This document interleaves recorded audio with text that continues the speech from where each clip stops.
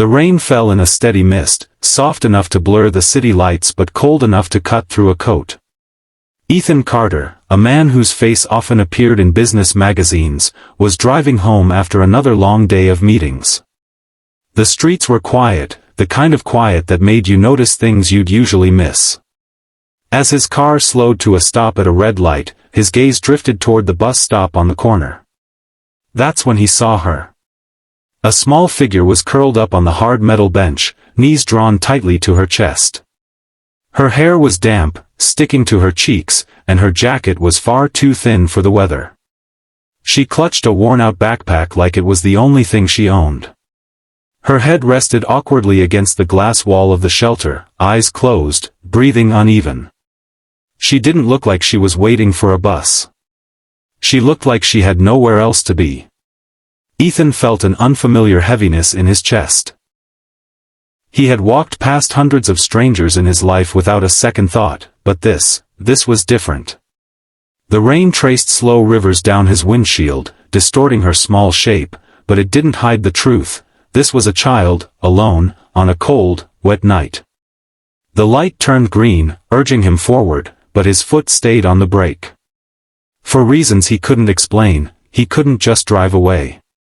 Something inside him whispered that tonight, he had to stop. Ethan pulled his car into a small side street and sat for a moment, watching from a distance. People passed the bus stop, glancing briefly before moving on, their collars pulled up against the rain. The little girl stirred, shifting uncomfortably, and sat up. She rubbed her eyes with small, trembling hands, then hugged her backpack tighter to her chest as if it could keep her warm. Her thin jacket was soaked through, clinging to her frame. Ethan stepped out of his car, the drizzle immediately dotting his suit.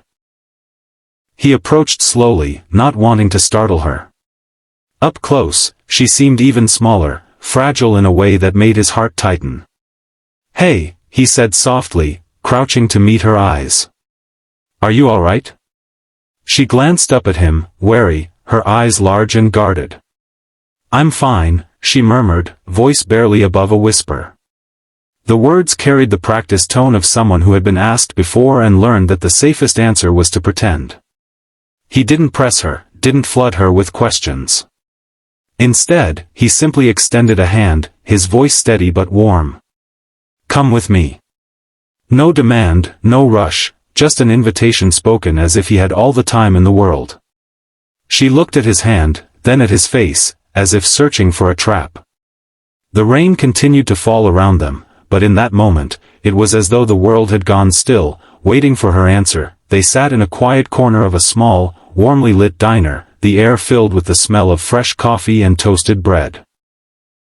A waitress placed a steaming bowl of soup in front of the girl, and she hesitated for a moment before picking up the spoon. Ethan watched her take small, careful sips, as though afraid the meal might disappear if she ate too quickly. After a few minutes, she began to speak, her voice tentative at first. Her name was Lily. Her mother had passed away earlier that year, and her father, well, she didn't know where he was anymore. One day he was there, the next he was gone. Since then, she had been moving from place to place, sometimes sleeping in shelters, other times in corners where no one would notice her. She carried everything she owned in that faded backpack. Ethan listened without interrupting, his expression calm but his chest tight with emotion. There was no boardroom strategy for moments like this, no business deal to close. Just a little girl who had been surviving alone in a world that barely saw her. Lily's eyes flickered up at him, as if trying to gauge whether he truly cared or was simply being polite. He met her gaze steadily, and for the first time in months, she felt the smallest flicker of safety, the feeling of being heard, of not having to pretend she was fine. She returned to her soup, but her shoulders had softened. The following morning, Ethan was on the phone before the sun had fully risen. He called his lawyer, child services, and a close friend who worked in a local charity. His tone was firm but unusually urgent.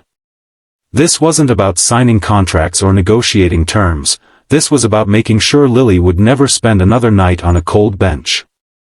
Within hours, he was meeting with officials, navigating paperwork, and learning the process to ensure her safety and stability. By the end of the day, Lily had a warm room waiting for her in Ethan's home, soft bed, clean clothes, and shelves that would soon be filled with books. But Ethan didn't stop there. That night, while Lily slept peacefully for the first time in months, he sat at his desk and wrote out a plan. He set up a scholarship fund in her name, ensuring her education would be taken care of from elementary school to college. He contacted local shelters, pledging substantial funding to help other children in similar situations. Ethan had always measured his success in profits and growth charts, but now, the most important investment he was making couldn't be recorded on any financial report. This was a life, a future, that might have been lost if he'd driven away that night. For the first time in years, the empire he had built felt like more than wealth. It felt like purpose. And it all started with a choice to stop at a bus stop in the rain. Months later, the winter chill had given way to a bright spring morning. Ethan's black sedan pulled up outside a cheerful brick school, its front lawn dotted with blooming flowers. In the passenger seat, Lily adjusted the straps of her new backpack, this one sturdy, colorful, and stuffed with books, not fear. Her hair was neatly brushed, her cheeks warmer now with the glow of health and comfort. She looked out at the groups of children laughing and chatting by the entrance, a mix of excitement and nervousness in her eyes. Ethan noticed and gave her an encouraging smile. "You're going to do great," he said, his voice steady but gentle. Lily nodded, then pushed open the door. The moment her feet touched the pavement, she turned back and gave him a wave, a real wave, full of trust and gratitude. He watched as she walked toward the building, shoulders straight, steps confident. Halfway to the door, a group of kids called out to her, and she joined them, laughing as if she'd been doing it her whole life. From the driver's seat, Ethan felt something stir in his chest, pride, yes, but also the quiet joy of knowing he had made a difference. The city was waking up around them, cars passing, birds singing, the sun stretching higher into the sky. But for Ethan, the most important thing was right there, a little girl with a future.